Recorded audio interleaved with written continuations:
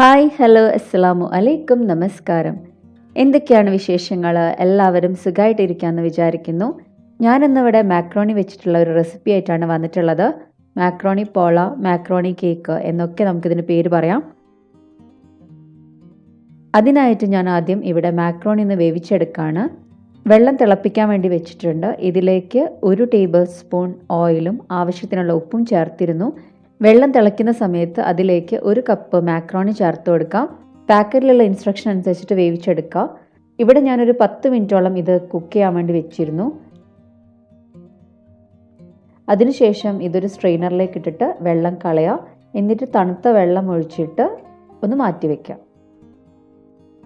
ഇനി ഇതിലേക്ക് വേണ്ടിയിട്ടുള്ള ഒരു മസാല തയ്യാറാക്കണം. അതിനായിട്ട് ഞാനിവിടെ ഒരു 450 ഗ്രാം ചിക്കന്, എല്ലില്ലാത്ത ചിക്കനാണ് എടുത്തിട്ടുള്ളത്. അതൊരു പ്രഷർ കുക്കറിലേക്ക് ഇട്ടെടുത്തിട്ടുണ്ട്. അതിലേക്ക് ഒരു 1/4 ടീസ്പൂൺ കുരുമുളക് പൊടി, 1/4 ടീസ്പൂൺ മഞ്ഞൾപ്പൊടി, ആവശ്യത്തിനുള്ള ഉപ്പ്, ഒരു 1/4 കപ്പ് വെള്ളം കൂടി ഒഴിച്ചിട്ടുണ്ട്. എന്നിട്ട് കുക്കർ ഒന്ന് മൂടി വയ്ക്കുക.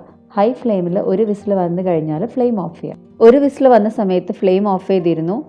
കുക്കറിൻ്റെ പ്രഷറൊക്കെ പോയിട്ടുണ്ട്. ഒന്ന് തുറന്ന് നോക്കാം. ഇതിലുള്ള ചിക്കനൊക്കെ നന്നായിട്ട് കുക്കായി കിട്ടിയിട്ടുണ്ട്. ഇനി ചിക്കൻ ഒരു മിക്സിയുടെ ജാറിലേക്ക് ഇട്ടിട്ട് ഇതുപോലെ ഒന്ന് മിൻസ് ചെയ്തിട്ട് എടുക്കാം.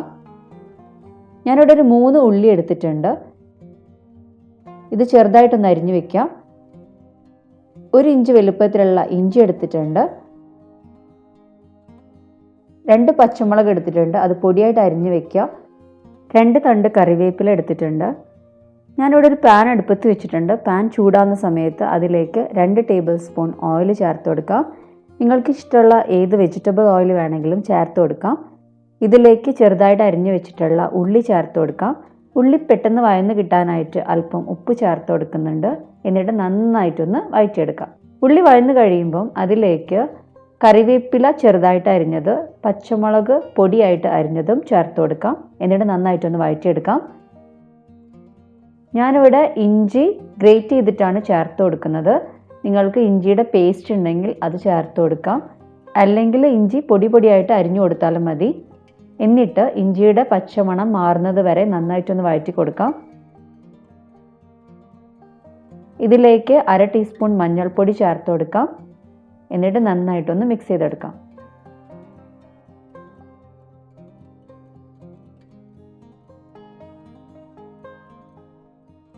ഇതിലേക്ക് മിൻസ് ചെയ്ത് വെച്ചിട്ടുള്ള ചിക്കനും കൂടി ചേർത്ത് നന്നായിട്ടൊന്ന് യോജിപ്പിച്ചെടുക്കാം.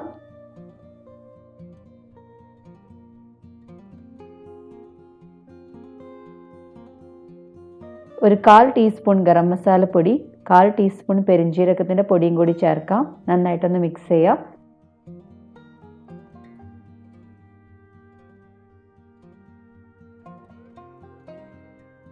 ഇപ്പോൾ ഇവിടെ മസാല റെഡി ആയിട്ടുണ്ട്. ഇതൊന്ന് മാറ്റി വയ്ക്കാം. ഞാനിവിടെ ഒരു 4 കോഴിമുട്ട എടുത്തിട്ടുണ്ട്. ഇത് നന്നായിട്ട് സ്പൂൺ വെച്ചിട്ട് ബീറ്റ് ചെയ്തെടുക്കാം. ഇതിലേക്ക് വേവിച്ച് വെച്ചിട്ടുള്ള മാക്രോണി ചേർത്ത് കൊടുക്കാം. എന്നിട്ട് നന്നായിട്ടൊന്ന് മിക്സ് ചെയ്യാം. ഇതിലേക്ക് ചിക്കൻ്റെ മസാല കുറേശ്ശെയായിട്ട് ചേർത്തിട്ട് നന്നായിട്ടൊന്ന് യോജിപ്പിച്ചെടുക്കാം.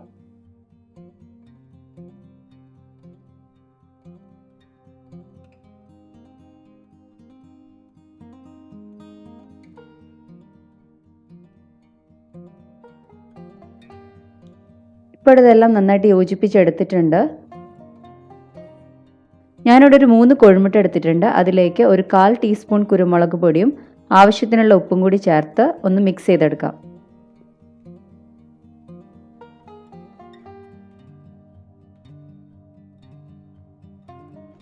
അല്പം മല്ലിയില എടുത്തിട്ട് ചെറുതായിട്ടൊന്ന് അരിഞ്ഞിട്ട് ചേർത്ത് കൊടുക്കാം. എന്നിട്ട് നന്നായിട്ടൊന്ന് മിക്സ് ചെയ്യാം. ഞാനിവിടെ ഒരു തവ വെച്ച് കൊടുത്തിട്ടുണ്ട്. അതിൻ്റെ മുകളിലേക്കായിട്ടാണ് ഈ പാൻ വെച്ച് കൊടുക്കുന്നത്. അതിലേക്ക് 1 ടേബിൾ സ്പൂൺ നെയ്യ് ചേർത്ത് കൊടുക്കാം. നെയ്യ് പാനിൻ്റെ എല്ലാ വശത്തും ആവുന്ന തരത്തിൽ വേണം ആക്കി കൊടുക്കാൻ. ഇനി ഇതിലേക്ക് മാക്രോണിയുടെ മിക്സ് ചേർത്ത് കൊടുക്കാം. എന്നിട്ട് ഒരു സ്പൂൺ വെച്ചിട്ട് ലെവൽ ചെയ്ത് കൊടുക്കാം.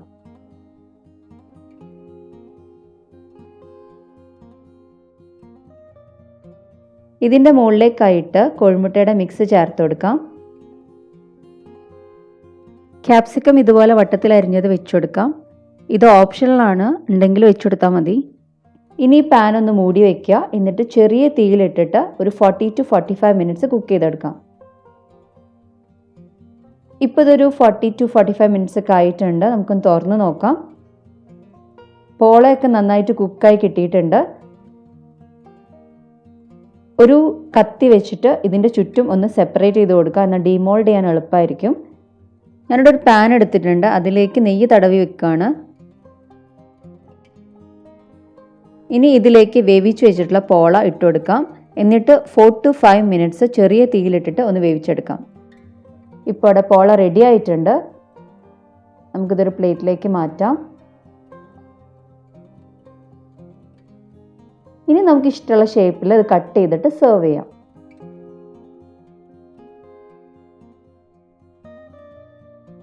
വളരെ എളുപ്പത്തിൽ ഉണ്ടാക്കിയെടുക്കാൻ പറ്റുന്ന നല്ല ടേസ്റ്റി ആയിട്ടുള്ള റെസിപ്പിയാണിത്. എല്ലാവരും ഇതുപോലെ ഒന്ന് ട്രൈ ചെയ്ത് നോക്കുക. നിങ്ങളുടെ ഫീഡ്ബാക്ക്സ് അറിയിക്കുക. നിങ്ങൾക്ക് ഈ വീഡിയോ ഇഷ്ടമായിട്ടുണ്ടെങ്കിൽ ലൈക്ക് ചെയ്യാനും നിങ്ങളുടെ ഫ്രണ്ട്സിനും റിലേറ്റീവ്സിനും ഷെയർ ചെയ്യാനും മറക്കരുത്. നിങ്ങൾ ഈ ചാനൽ ആദ്യമായിട്ടാണ് കാണുന്നതെങ്കിൽ താഴെ കാണുന്ന റെഡ് സബ്സ്ക്രൈബ് ബട്ടൺ ഒന്ന് അമർത്തുക. അതിനടുത്തുള്ള ബെല്ലൈക്കൺ ഒന്ന് അമർത്തി ഓൾ എന്ന ഓപ്ഷൻ അടിച്ചു കഴിഞ്ഞാൽ ഞാൻ പുതിയ വീഡിയോസ് അപ്ലോഡ് ചെയ്യുന്ന സമയത്ത് നിങ്ങൾക്ക് നോട്ടിഫിക്കേഷൻസ് കിട്ടുന്നതായിരിക്കും. എല്ലാവരും ഒന്ന് സപ്പോർട്ട് ചെയ്യുക. Thanks for watching.